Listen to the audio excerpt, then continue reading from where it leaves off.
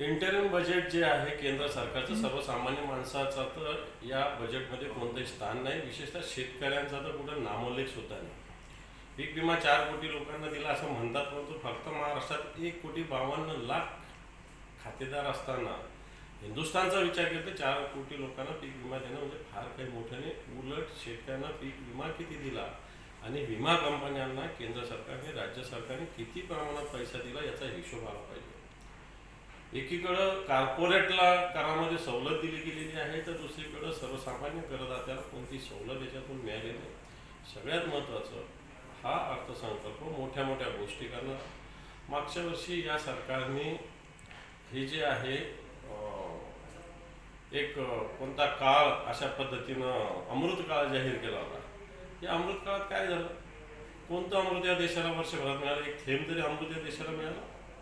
उलट या देशाची सर्व अर्थव्यवस्था 2014 ते 2024 जर विचार केला तर रसातळाला नेण्याचं काम या सरकारने केलेलं आहे. सर्वसामान्याचं हित कुठे नाही, कॉर्पोरेट जगताचं लक्ष ठेवलं जातं, परंतु सर्वसामान्य माणसाचा एक अवहेलना या ठिकाणी केला जातो. अशा प्रकारचं हे बजेट आहे.